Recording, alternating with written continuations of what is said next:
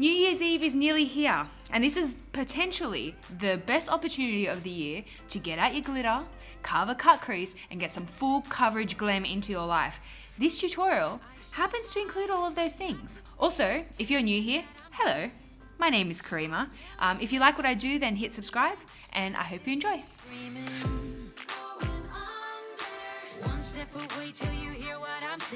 I'm gonna start with the Tatcha Dewy Skin Mist.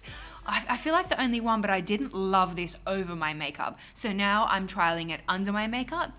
Also, is it just me, or does this stuff really stink? We're gonna do the eyes before the face makeup today because I'm using glittery eyeshadows, which are notorious for fallout, and just doing it in this order makes life a whole lot easier. So prime the eyes however you like to prime them. My eye priming routine is now 3 steps long, which is unnecessarily elaborate, I admit, but what can I say? I'm just extra like that. The Natasha Denona Star Palette. Oh, I love this thing. I reviewed it in my 2017 Beauty Favorites video. Go watch that. But if you do not own this palette, I'm going to list some similar eyeshadows in the description box, but just don't get too caught up about the products, right? Any neutral palette will work. I'm going to use a light peachy tone as a transition shade. Big circular motions here from the crease to the brow, all the way from the outer corner into the inner corner, really blowing this color out. This is going to be a big eyeshadow look, so just don't be afraid to really blow it out. Then moving to a slightly deeper matte. So we're going to create more depth in the socket, using smaller circular motions this time. And you can also use a flicking motion from the outer corner of the eye to the temple. Just keep flicking and flicking, and that will create an elongated eyeshadow placement. For this look, it's actually pretty important that we shade the innermost socket too, near the tear duct and the bridge of the nose. We need a dark backdrop there so that when we cut that crease with concealer, there is an adequate contrast. That's going to make more sense later on.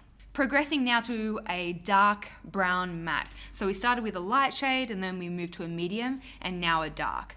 So pressing that dark shade on the outer half or outer third of the lid and bringing it into the crease. Just really fine tuning that elongated V shape that we've created. I also did bring this shade through the entirety of the socket, and again, being really generous with that inner socket shading. Now we're going to cut the crease.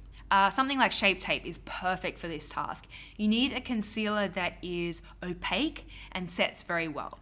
So smooth that concealer onto the inner half of the lid, and you're gonna see me start doing some strange motions. I'm not crazy, at least not yet. What I'm doing here is looking up and opening my eyes really wide to determine where that concealer wants to transfer. And that'll be a nice guideline as to how high to carve that cut crease. This is particularly helpful if you have a hooded or a heavy eyelid. I used to do cut creases by mapping out lines and then blending really carefully with small brushes, and it was so tedious. This concealer technique, game changing. Now you can press your high shine shadows and your glitters onto the lid, and you can go for any color combo you want. I went for a bit of a like mixed metal vibe. I am a huge fan of mixing metals when I wear jewelry. It's like my favorite thing, so that's what I'm gonna do. We have a rose gold on the center of the lid, a silvery flash on the inner lid, and then a dark bronze on the outer lid. These shades, they have this amazing micro glitter and they twinkle beautifully. The camera is just not doing it justice. So I'm carefully pressing those shadows where I place that Shape Tape, and Shape Tape alone will grip shadows pretty well. For very coarse glitters, you might need to apply glitter glue. I still felt as though this eye look needed something more, it needed more drama.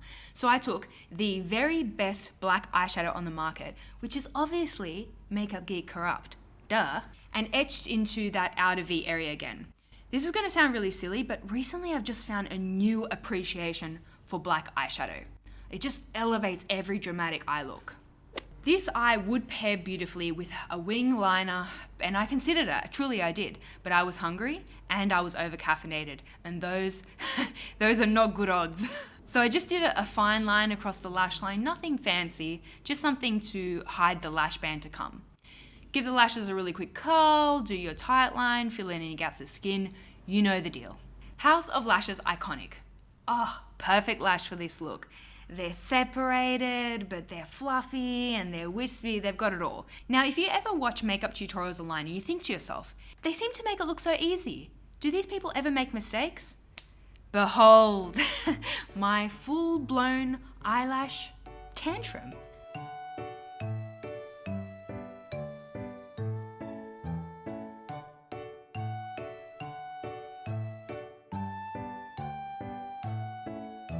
I got black glue all over my eyeshadow, and then I fought with those damn false lashes for a solid 15 minutes. And that's the truth. Everyone makes mistakes. You know, we all have off days, and it is totally okay to have a makeup tantrum. Back to the face. Go ahead and clean up any eyeshadow fallout. I like to do this with a face cream. You can do it with a makeup wipe. You can even use sticky tape. That's a cool hack. The Makeup Forever Smoothing Primer. This is a good pore filling primer that doesn't have SPF. If you're looking for a bit of a photo-friendly primer. And my favorite full coverage foundation is the Hourglass Vanish Stick. This is another product that I featured in my 2017 yearly favorites videos. The coverage is incredible, but it doesn't settle into fine lines or look dry or cakey or awkward like a lot of full coverage foundations can do, to be quite frank. Bravo, Hourglass, impeccable formula. I do a little bit of a contour highlight situation with these sticks by using the shade Bisque down the center of the face and then beige around the perimeters and kind of where I would bronze. I live for sharp cheekbones. So I'm going to take the cream contour from the Urban Decay Shapeshifter palette. This formula blends effortlessly. I just take a little bit onto the finger and then press it into the hollows of the cheekbones, and then you can give it a quick bounce with a beauty blender and boom, cheekbones to cut ice. In hindsight, I really wish that I had included the Charlotte Tilbury Beauty Light Wand highlight in my 2017 favorites video, because it is glossy highlight dreams, you guys. I detest this packaging. Oh, hate it. It becomes really messy and they should totally fix that. Also note that I've applied this highlight before my under eye concealer. I've just found the overall blend is better if I do it in that order. Let us all just take a moment to appreciate the divine shine on my face right now. Speechless. Go ahead and apply your under eye concealer. 2017 was really the year of Shape Tape, am I right? I suspect that this is just going to feature in countless yearly favorites videos, mine included. But you know what? It's a great product. In this tutorial alone, I used it to prime the eyes, cut the crease, and conceal the under eyes. We've come this far. Why not do a bit of baking, huh? Why not? From a really practical standpoint, actually, baking the under eye is quite convenient if you've used glitter eyeshadows, because those glitter particles are less likely to fall and stick and lodge themselves into your face makeup as the night progresses. So there is a bit of a practical benefit there. Also, setting the rest of the face lightly. Do avoid powdering the areas that you put that cream highlight, right? I was really slap and dash here, and then I accidentally dulled the shine because I'm a doofus. Right, so you're doing a dramatic look. The question is, do you go lighter on the brows or create a stronger brow? And there are a few schools of thought here. So some will say to go with a more understated brow to make the whole look feel more modern and balanced. And then others will say that a stronger eye calls for a stronger, more defined brow, and then that creates balance. Too long didn't read version, I really see merit in both of these philosophies. This makeup in general though had strong Instagram makeup vibes. So I went for a bit of a crisper, more structured brow than I would normally, and I think it worked.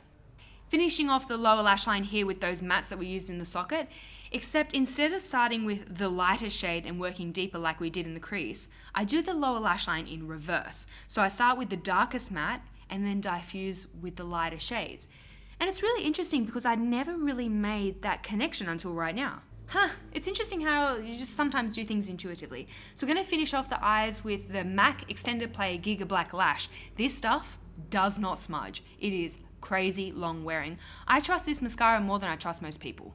For the lips, I always say this, but go bright, go nude, go vampy, the world is your oyster. I anticipate that most people are going to want to pair this look with a nude. And this one is the Tarte Skinny Dip. It's an interesting one. It's kind of like a creamsicle nude with those strong peachy undertones. And alone, it was probably just that little bit too close to my skin tone. So I shaded the lip line with Urban Decay 1993 and gave it a little bit of an ombre vibe. Really liked this combo. And to appease the blush lovers, a bit of the Hourglass Dim Infusion. This is one of my go-to blushes, along with Milani Luminoso, MAC Warm Soul. They're all of the same genre, so to speak. I had every intention of curling my hair, but honestly, there is just so much going on with this makeup and the jewelry, and I just think it looks cooler if one element is pared down. And I'm really lazy, so I put it up in a ponytail. I hope you guys enjoyed this tutorial. I have a little Easter egg for those of you who stuck it out till the end. I received an extra Charlotte Tilbury advent calendar. This thing is beautiful, it's stunning, and I really want to give it away to you guys. So to enter the giveaway, make sure that you're subscribed and leave a comment under this video. Let me know in the comment, what are your plans this New Year's Eve? I'm going to leave more information about that giveaway in the description box, please read that. For my New Year's Eve, I think I might be doing something really low key, like going to a friend's house or something like that. But still, I'm going to go with a cut crease and some uber glam because this is potentially the best excuse of the year to do so. I'm just living my best life. I hope that you guys are having a wonderful day, whatever it is that you're up to, and I will speak to you all very soon. Bye!